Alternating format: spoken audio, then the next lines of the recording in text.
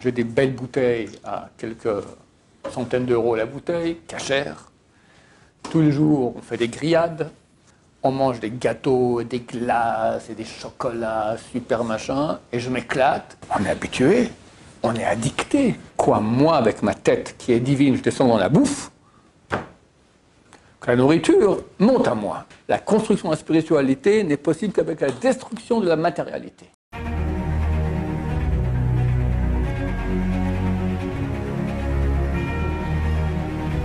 Ce show dédié pour la protection des soldats, la libération des otages. Elle est venue le Mashiach très prochainement, et je rajoute sans effusion de sang.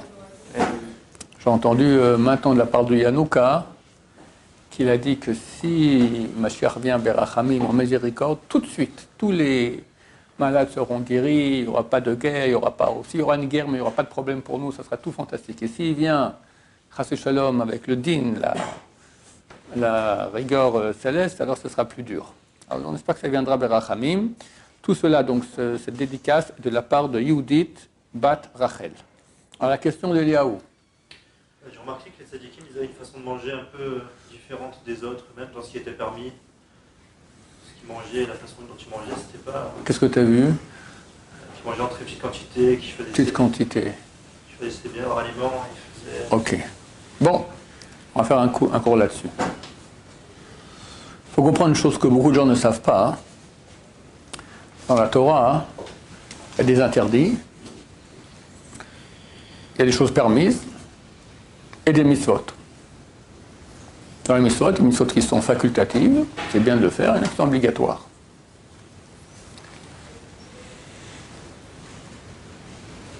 Maintenant, il y a une partie qui est pas interdite, mais néanmoins dont il est bien de se séparer, de s'éloigner. Par exemple, il est interdit de manger du porc. Interdit de manger en Israël des fruits et légumes dans lesquels il n'y a pas eu les prélèvements. Faites très attention à nos internautes qui habitent à l'étranger de ne pas acheter des fruits d'Israël. Les gens veulent aider Israël à acheter des fruits d'Israël. Il ne faut pas acheter les fruits d'Israël, ni tout ce qui est production agricole, parce que ce qui est envoyé en Israël, ils ne sont pas fait les prélèvements. Il y en a qui disent que ça va quand ça arrive à l'étranger, il y en a qui disent que non, il faut aussi faire les prélèvements quand ça arrive à l'étranger. Il y a des problèmes de Orla, des problèmes de Shvit, surtout maintenant, par exemple, Shvit, le vin d'Israël de 1922, de 2022, d'accord, c'est un problème de le boire, c'est la 7e année, donc mieux vaut pas acheter les choses d'Israël, comme ça on ne rentre pas dans les problèmes. Donc ça s'appelle les lois de cacheroute, par exemple, d'accord, il y a l'interdit. Mais quelqu'un pourrait dire, ok, moi je mange avec la meilleure cacheroute qui existe au monde. Et je ne me gêne pas. J'ai des belles bouteilles à quelques centaines d'euros la bouteille, cachère. Tous les jours, on fait des grillades, des meilleurs morceaux de viande des animaux. On mange des gâteaux, des glaces et des chocolats, super machin. Et je m'éclate et je remercie Dieu. Baruch Hashem, je fais ma bénédiction avant, ma bénédiction après. Et je m'éclate. Et tout va très bien dans le meilleur des mondes. C'est contraire à la Torah. C'est même tout à fait contraire à la Torah. D'où on apprend ça? C'est marqué dans la Torah, dans Parashat Kedoshim. Kedoshim tiyu, vous serez saints. C'est quoi vous serez saints? Rashi dit, s'éloigner de tout ce qui est relation homme-femme interdite. Éloignement entre le monde masculin et féminin. Mais le Ramban et d'autres disent, c'est se sanctifier. C'est quoi se sanctifier? S'interdire des choses permises, des choses qui sont bonnes. Alors, pas de façon exagérée, expliquer exactement où est le critère. Parce que d'un autre côté, il y a 2-3 chapitres dans le Message Charim à ce propos-là. Et il dit, d'un côté, il y a l'obligation sacro-sainte de se sanctifier, c'est-à-dire s'éloigner des plaisirs terrestres. Peut-être avant de dire où est le critère, combien, hein, je vais encore amener une preuve à cela. Quand on met les tefilines le matin, il y a une pensée qui est la pensée essentielle. Si quelqu'un n'a pas eu cette pensée, il a fait la mitzvah, mais l'essentiel de la mitzvah, il ne l'a pas fait. Comme ça écrit la halakha. Qu'est-ce qu'il faut penser? Quand je mets les tefilines de bras et de tête, comme Dieu me l'a ordonné, dans lequel il y a 4 parchemins, 4 textes, qui concernent 2 points. Premier point, l'unicité de Dieu. Shema Yisrael Hashem Elokeinu Hashem Echad, Dieu est un. 2, la sortie d'Égypte, qui montre que Dieu a sorti le peuple juif d'Égypte avec des miracles, et ces miracles montrent que Dieu a la maîtrise totale sur les mondes supérieurs et les mondes inférieurs, qui lui sont subordonnés, lui obéissent. Toute la réalité supérieure et inférieure obéit à Dieu. Et moi, je porte les tefilines de tête face au cerveau, car dans le cerveau, il y a la neshama, et je subordonne ma neshama à Dieu. Et je porte le tefilin de bras face au cœur, car dans le cœur, il y a le centre des pensées et la poursuite des plaisirs de ce monde. Et par cela, je pense me rappeler de Dieu et m'éloigner, diminuer ma poursuite des plaisirs de ce monde. Donc on voit que pour une des missions les plus importantes, qui est celle de tefilin, on doit penser qu'on veut s'éloigner de la poursuite des plaisirs de ce monde. Ce qui est la mitzvah que j'ai écrite, que j'ai citée, Kedoshim Tiyu, vous serez saints. Saint signifie s'éloigner des plaisirs de ce monde, même quand c'est permis. Même quand c'est permis. Ça concerne tous les types de plaisirs. Le lit, dont nous sommes tous amoureux, le matin surtout, quand il fait bon dans le lit, il est froid dehors, et il est tôt, on n'a pas assez dormi. Combien c'est bon de rester encore un peu au lit. Et des fois, c'est pas un peu. Toute la nourriture, toute la boisson, tout bien sûr le monde féminin, que ça frôle l'interdit déjà. Même les discussions, la parlotte, c'est sympa de aller boire un pot avec les copains 3 heures et parler de rien et perdre son temps. Le Message Charim dit aussi la promenade, d'accord, aller un peu dans la nature, ça fait plaisir. Tout ça est permis. J'ai le droit de dormir, j'ai le droit de manger, j'ai le droit de boire, j'ai le droit de parler, j'ai le droit de me promener. Mais dans quelle quantité ? Il faut se sanctifier et diminuer la quantité. Jusqu'à quel point ? Alors là, on arrive au critère que va citer le Message Charim, qui dit que c'est écrit aussi, dans les écrits de la Gemara et ça d'Israël, c'est écrit que ça suffit ce que la Torah t'a interdit. Tu vas et tu rajoutes ? Non. Il est écrit,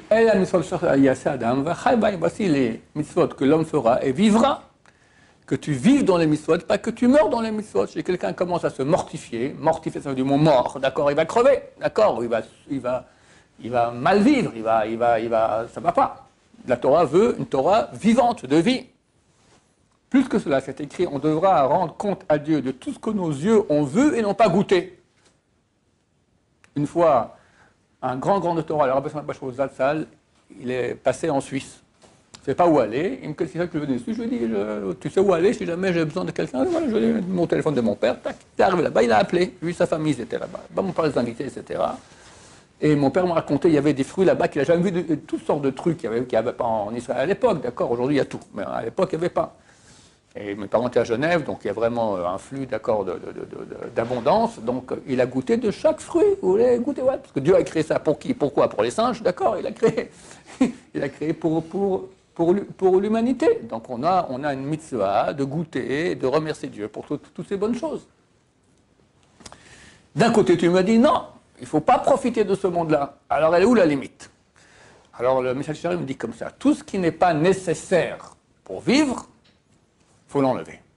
Tout ce qui est nécessaire, il faut le garder.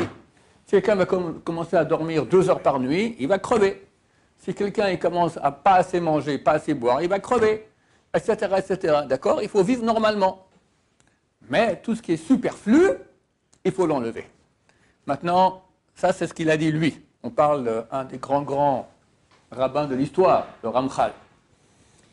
Mais lui-même il dit, il faut aller très lentement, parce que si on va trop vite, il y a un phénomène de retour de manivelle qui fait que, pour finir, ça fait tout le contraire. D'accord ? Donc, on doit commencer à diminuer les plaisirs de ce monde.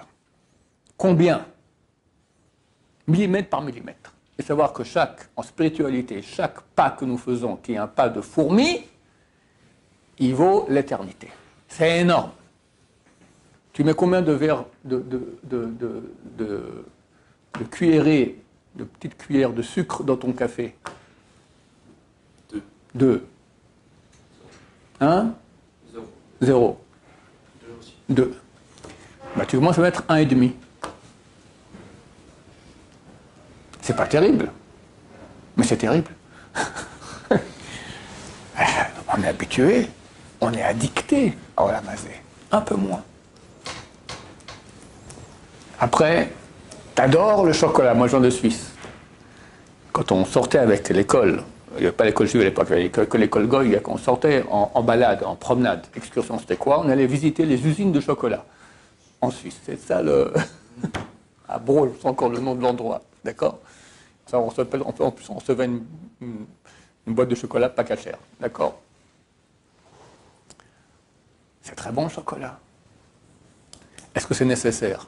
Pas du tout. Alors, pas de chocolat, c'est très dur. Moins.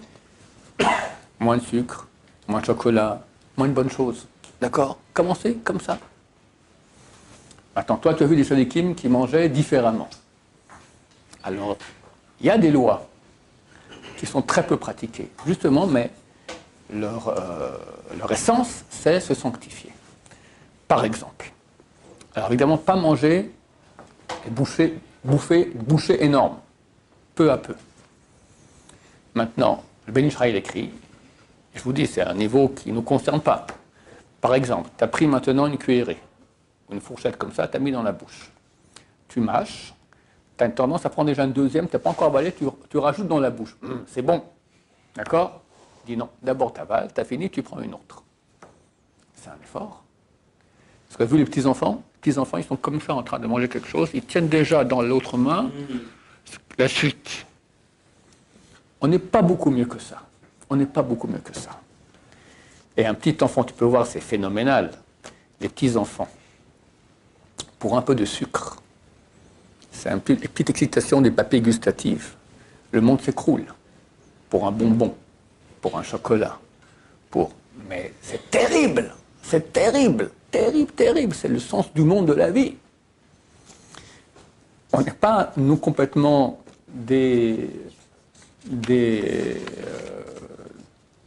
on n'est pas tellement différents. On fait avec ça plus de... On le fait mieux, mais c'est à peu près ça aussi. Donc ces gens-là, ils mangent ce qui est nécessaire, pas plus. Le Rambam dit qu'il faut manger, s'il me soit bien dit, 2/3 de l'estomac, laisser une partie, pas manger jusqu'à ce qu'on est complètement rassasié, un peu moins. C'est d'abord très bon pour la santé, mais c'est aussi un travail de sanctification. Il y a une tanite du Rahavad, on appelle ça, le jeûne du Rahavad. C'est bien de jeûner. Mais comme dit le Yanouka, aujourd'hui c'est plus de notre niveau. Pourquoi? Parce que quelqu'un il a jeûné la journée, le soir il revient à toute son animalité quand il va manger. C'est fait pour t'éloigner de la poursuite des plaisirs de ce monde. Mais le soir tu reviens le même animal. À quoi ça sert? Si le soir tu restes humain, tu manges un peu comme ça normalement comme il faut, c'est bien. Il y a une ta'anit, il y a un jeûne qu'on appelle le jeûne du Rahavad. C'est quoi? Qui est beaucoup plus dur, mais qui ne te demande pas de jeûner. C'est quoi? Tu es en train, tu as un bon plat que tu aimes, d'accord? Tu manges, tac, et puis tu arrêtes au milieu. Tu as mangé la moitié, mais tu arrêtes la moitié de l'assiette, tu la laisses. Très dur. C'est plus qu'après, pendant 3-4 jours, tu as une fixation de ce truc-là dans ta tête. Vous verrez à quel point on est addicté au plaisir de ce monde. Il faut savoir, chaque bonne chose, chaque plaisir qu'il y a dans ce monde-là, il est addictif. Les plaisirs, tous les plaisirs, spirituels et matériels. C'est marqué, celui qui aime l'argent ne sera jamais rassasié d'argent. C'est la même chose en Torah. Celui qui aime la Torah ne sera jamais rassasié. Plus tu t'investis dans une chose qui te procure du plaisir, plus tu es addicté à cela. Bien sûr, manger avec humanité. Il y avait un grand rabbin, le Rav de Brisk. Les gens allaient le voir comment il mangeait. Nous, comment on mange? On baisse nos têtes dans l'assiette. Surtout si tu manges des pâtes, pour pas qu'il y en ait plein comme ça, tout ça. Rav de Brisk, il baissait jamais la tête. Il montait la cuillère ou la fourchette vers lui. Pas facile, hein? Pas facile. Pour montrer quoi, moi, avec ma tête qui est divine, je descends dans la bouffe, Que la nourriture monte à moi, et pas moi je descends dans la nourriture. Mais c'est pas que ça, c'est toute la façon de faire notre relation avec les plaisirs de ce monde-ci. Dans tout. Quand quelqu'un se marie, il sera en relation avec sa femme. La relation, c'est une des choses qui fait plaisir. Là aussi, il ça de se sanctifier. D'accord? Tout, la qualité de l'être humain, elle est à quel point il se sanctifie, il s'éloigne des plaisirs de ce monde. Il n'y a pas d'obligation là-dedans. On ne peut pas dire à quelqu'un, c'est interdit de manger du chocolat. On ne peut pas dire à quelqu'un, c'est interdit d'être addicté comme ça. Mais tu rates la mitzvah. Et certains rabbins ont dit que c'est l'essentiel de la Torah, que toute la mitzvah, c'est que les habits de cette mitzvah qui est celle de se sanctifier. Parce que le but de la Torah, c'est quoi? Qu'est-ce qu'on a à faire Dieu si je mange du porc ou pas? Qu'est-ce qu'on a à faire Dieu si je fais cette mitzvah, tefilin, loulav, etc. Le but, il est de se rapprocher de Dieu. Maintenant, quand tu es branché olam hazé, ce monde-ci, le plaisir de ce monde, forcément tu t'éloignes de Dieu.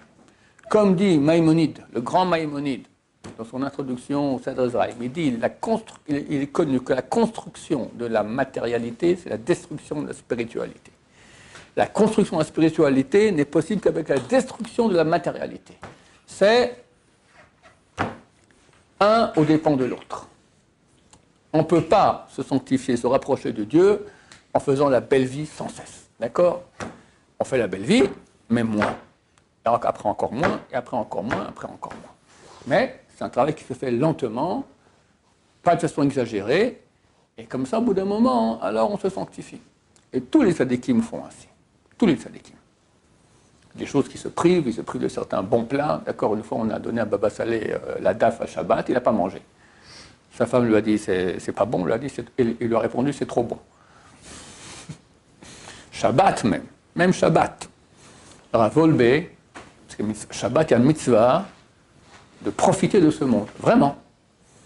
Le Rav Wolbe, il écrit, ça ne veut pas dire que tout à coup les barrières sont ouvertes et tu peux revenir à toute ton animalité de Shabbat. Non. Il faut manger les chvod Shabbat, en l'honneur du Shabbat. Je demandais à l'époque à mon Rav comment on fait ça, il m'a dit concentration. Allez, tu manges, mais tu penses maintenant que tu honores le Shabbat, tu honores le Shabbat. C'est tout à fait différent. C'est dans le Shabbat, t'es pas dans la... C'est bon, mais tu honores le Shabbat. C'est un travail très, très, très difficile. Très difficile. Mais quand c'est bon, tu penses, tu fais la mitzvah d'honorer le Shabbat. Il y en a qui disent que c'est une mitzvah de la Torah. D'autres qui disent que c'est une mitzvah des prophètes, qui est des vrais Kabbalah. Il y en a qui disent que c'est une mitzvah de la Torah. Maintenant, c'est vrai que ce n'est pas connu cela. Parce que les gens, déjà, ils sont tellement loin, alors au moins qu'ils ne fassent pas ce qui est interdit. Mais pour ceux qui veulent vraiment se rapprocher de Dieu, il faut savoir qu'après qu'on arrive déjà en vivant en tant que bon juif, et normalement on ne fait pas d'interdit, y compris la shonara, qui est très très courant, y compris regarder des filles, qui est très très courant, ça aussi, il y a une mission après de se sanctifier. Sanctifier. Mais très lentement, et pas dépasser les limites où ça va commencer à toucher ma vie normale. D'accord? Je ne peux pas me mortifier, je dois me sanctifier. Voilà, je crois que j'ai répondu à la question. D'autres détails peut-être? Par exemple, la Gemara, elle dit que celui qui boit le verre d'un coup, c'est un gourmand. Il faut le boire au moins en 2 fois. Des fois que tu verras quelqu'un de gourmand, il est assoiffé, qui boit le verre d'un coup. Non, tu t'arrêtes au milieu pour montrer, ok, je ne suis pas... La Torah appelle cela Zolel Vesové. Zolel, pas comment traduire cela, plus que gourmand, un dévoreur rassasié. Un dévoreur rassasié.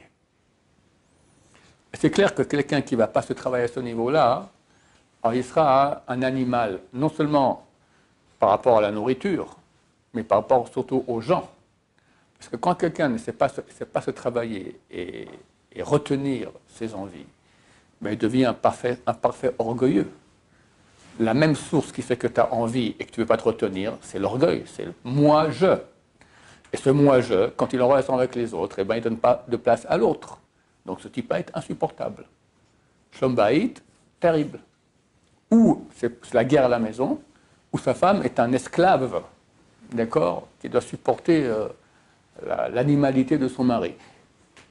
Et réciproquement, des fois c'est la femme qui est animale, mais d'habitude c'est plus l'homme. D'accord, il faut savoir. Dans la relation avec les gens, si quelqu'un ne se travaille pas pour se sanctifier au niveau du plaisir, c'est clair qu'il ne va pas se travailler non plus pour laisser la place aux autres. Il a toujours raison. Et le orgueilleux, c'est un parfait coléreux, un parfait mesquin, un parfait jaloux, un parfait concurrent, en concurrence avec tout le monde, un parfait insupportable. Invivable, invivable, invivable. Et sa vie n'est pas une vie pour lui non plus. Parce que quand il bouffe, excusez-moi le mot, d'accord, alors ça va, par rapport au steak, il se laisse manger. Mais quand tu veux bouffer l'autre, il va pas se laisser bouffer l'autre.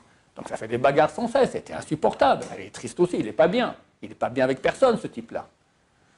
Voilà, donc il faut commencer à se sanctifier, par la nourriture aussi, par le fait de s'écraser par rapport aux autres, et ainsi on rentre dans la vie du bonheur, la proximité de Dieu. Baruch Adonai, l'Olam, Amen va Amen.